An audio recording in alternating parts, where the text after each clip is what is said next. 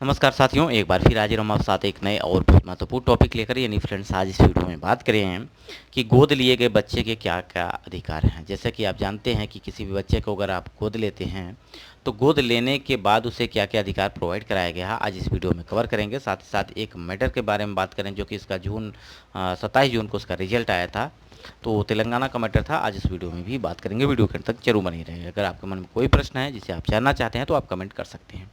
तो अगर हम बात किए हैं गोद लिए गए बच्चे के क्या क्या अधिकार हैं, तो गोद लिए गए बच्चे के तमाम सारे वही अधिकार प्रोवाइड किए गए हैं जो एक बायोलॉजिकल बच्चे को प्रोवाइड किया जाता है। जैसे आपका एक बायोलॉजिकल बच्चा है और उसको अधिकार जो प्रोवाइड किया गया है वही अधिकार आपको जो कि गोद लिए गए बच्चे को भी दिया गया है।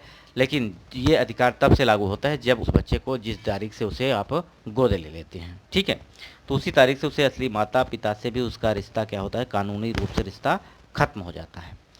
तो आप समझ गए होंगे, जिस दिन से गोद बच्चे को लिया गया उस दिन से सारे अधिकार प्रोवाइड किए जाते हैं जो एक बायोलॉजिकल बच्चे को प्रोवाइड किया जाता है। अब नेक्स्ट क्वेश्चन है कि अगर जन्म देने वाले माता पिता ने प्रॉपर्टी का बंटवारा गोद देने से पहले कर दिया, तब भी क्या उस व्यक्ति को बायोलॉजिकल पेरेंट्स की संपत्ति में अधिकार नहीं मिलेगा? तो यहाँ पे तेलंगाना हाई कोर्ट में ये दायर हुआ था ये मामला, और इस पर जवाब जजों ने जो दिया है, जस्टिस बी नवीन राव, जस्टिस बी विजय रेड्डी, जस्टिस नागेश भीमापाका की पीठ ने 27 जून को ये फैसले में कहा कि अगर गोद गोद लेने से पहले बंटवारा हुआ है और गोद दिए गए व्यक्ति को उस संपत्ति में हिस्सा मिल गया है, तब भी वो अपना हिस्सा रख सकता है। अगर संपत्ति में हिस्सा अगर उसे मिल गया है, यानी गोद देने से पहले उस बच्चे के नाम ज़मीन कर दी गई है या कोई प्रॉपर्टी दी गई है, तो वो उसका हकदार है। लेकिन अगर ऐसा नहीं हुआ है तो वो अपने बायोलॉजिकल पेरेंट्स से संपत्ति की मांग नहीं कर सकता है। अगर उन्होंने उसको दे दिया है पहले से तो वो ले सकता है, अदरवाइज वो मांग नहीं सकता है, ठीक। तो इस तरह से आप समझ गए होंगे। नेक्स्ट क्वेश्चन है, गोद लिए गए बच्चे को क्या उसके असल माता पिता से अपने प्रॉपर्टी मन से दे सकते हैं? तो दे सकते हैं, क्योंकि भारतीय संविधान के तहत कोई भी व्यक्ति अपनी इच्छा से अपनी कोई भी संपत्ति किसी को भी दे सकता है, चाहे वो चल संपत्ति अचल संपत्ति दोनों भी शामिल हैं।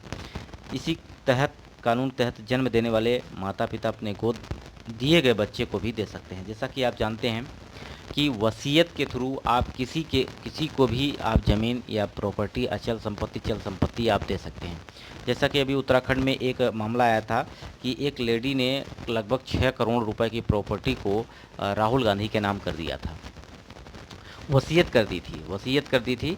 और वसीयत में जो आप डॉक्यूमेंट्स में आप जिसको अपनी प्रॉपर्टी को जितना हिस्सा जितना परसेंट देना चाहते हैं वो आप अगर उसमें लिख देते हैं तो आपके न रहने के बाद वसीयत को खोला जाता है, पढ़ा जाता है, उसमें जो भी प्रॉपर्टी रहती है वो जिसके नाम देना होता है वो उनके नाम कर दी जाती है। तो वसीयत के थ्रू किसी को भी कोई भी ज़मीन या कोई भी प्रॉपर्टी आप दे सकते हैं, चाहे वो आपने गोद लिया हो या गोद ना लिया हो, किसी को भी दे सकते हैं, ठीक है।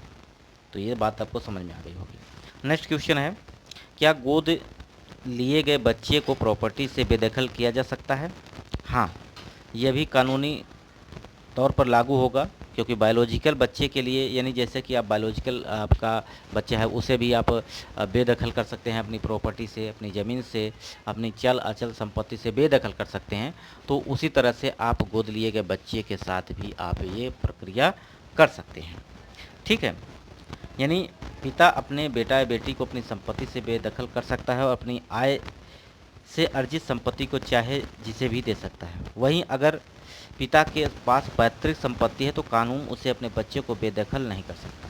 यानी जो उसका फादर है, जैसे कि ये बच्चा है, ठीक है, अब इस बच्चे के फादर अपने पैसे अपने जो भी कमाई की है उससे जो भी प्रॉपर्टी खरीदी है उससे बेदखल कर सकता है। लेकिन इस व्यक्ति को अगर उसके फादर से मिली है, उसके पिता से मिली है, तो उसके पिता की जो प्रॉपर्टी है उससे बच्चे को अलग नहीं कर सकता है, क्योंकि उसने तो खरीदी नहीं है, उसको तो अपने पिता से मिली है।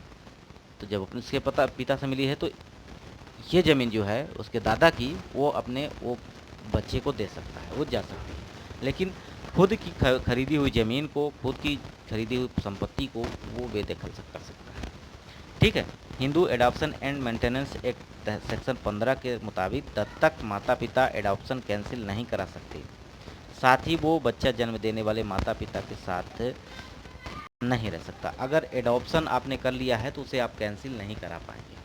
ठीक है कि मान लीजिए बच्चे को आपने कोर्ट में आपने एडॉप्शन ले लिया, गोद ले लिया, बाद में कह रहे हैं बच्चे को मैं नहीं लूँगा, तो आप उसको कैंसिल नहीं करा सकते। ठीक, तो गोद लेने से आप पहले आप अपने आप को मजबूत कर लें और समझ लें। आप कुछ सिचुएशन कंडीशन रखी गई हैं जिसमें कि अगर बच्चे का, जैसे कि अगर हम बात करें पति पत्नी साथ रहते हैं, पति का दूसरी पत्नी से अफेयर है, उससे बच्चा पैदा हो जाए तो संपत्ति का बंटवारा कैसे होगा। ऐसे में दो तरह की संपत्ति गिनी जाएगी। पहली जो पिता यानी बच्चे की माँ के पति ने खुद बनाई है, दूसरी जो पिता को उसके पिता से मिली है। तो अगर खुद बनाई है तो वो आप समझ गए होंगे कि वो अगर देना चाहता है तो वो दे सकता है, नहीं देना चाहता है तो नहीं दे सकता। लेकिन दूसरी पिता से उसको मिली है, यानी उसके फादर से उसको ज़मीन मिली है, यानी जो व्यक्ति है वो तो अगर दादा की ज़मीन है, उसके जो बच्चा है उसके दादा के, और जो व्यक्ति उसके पिता की ज़मीन है, तो उसमें पिता की ज़मीन में कुछ भी नहीं कर पाएगा, वो बच्चे को मिल जाएगी। ठीक है, तो इस तरह से आप समझ पा रहे होंगे सारी कंडीशन। यानी अगर बात की जाए शादी के बाद पैदा हुआ बच्चा का, यानी पिता की संपत्ति पर पूरा अधिकार होगा, दादा दादी की संपत्ति पर भी पूरा अधिकार होगा। लेकिन पिता की संपत्ति पर अधिकार तभी होगा जब पिता उसको देना चाहेगा, अगर नहीं देना चाहेगा तो उस पर संपत्ति कोई अधिकार नहीं होगा। ठीक है, तो ये सारी कंडीशन है जो कि आप समझ रहे होंगे। सेकंड सिचुएशन है कि पहली पत्नी से 2 बच्चे हैं और तलाक नहीं हुआ है, किसी दूसरी महिला से अफेयर था, तो उससे 1 और 2 या इससे ज़्यादा बच्चे हो गए तो क्या होगा। इस सिचुएशन में पहली वाली सिचुएशन में जो नियम लागू किए गए हैं उसी हिसाब से बंटवारा होगा, यानी सभी बच्चों को पिता की संपत्ति में बराबर का हिस्सेदारी मिलेगी। अगर पिता ने वसीयतनामा लिखा है, वसीयत में जिसका नाम लिखा है सिर्फ उसका ही संपत्ति पर अधिकार होगा। जैसे कि वसीयत में अगर संपत्ति का जो भी विवरण है उसमें जिसको देना चाहता है वहाँ पे दे सकता है, लेकिन अगर किसी प्रकार की वसीयत नहीं की गई है तो प्रॉपर्टी में सबका हिस्सेदार होगा।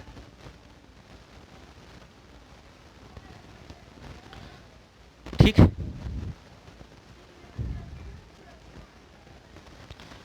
पिता ने वसीयत में पत्नी के बच्चों को पूरी संपत्ति दे दी, तब बिना शादी के पैदा हुए बच्चे को संपत्ति नहीं मिलेगी। अगर पिता ने पूरी संपत्ति बिना शादी के बच्चे को के नाम कर दी है तो पत्नी के बच्चों को संपत्ति पर कोई अधिकार नहीं होगा। यानी वसीयत का कितना ज़्यादा इम्पैक्ट होता है। वसीयत में आप जिसको ज़मीन दे दोगे उसी को मिलेगा। अगर आपका बायोलॉजिकल पुत्र है तो उसको भी अगर आप नहीं देते हो, दूसरे को दे देते हो, तो वो जो आपका बायोलॉजिकल बच्चा है वो कुछ भी नहीं कर पाएगा, वो कानून से कुछ भी नहीं कर पाएगा, कानून उसका कोई मदद नहीं करेगा। ठीक, सिचुएशन 3 है, पहली पत्नी से 1 बच्चा, तलाक के बाद दूसरी पत्नी से 2 बच्चे, पिता की संपत्ति का बंटवारा कैसे होगा। लीगल मैरिज से जन्म लेने वाले बच्चे का माता पिता और दादा दादी की संपत्ति पर पूरा अधिकार होगा।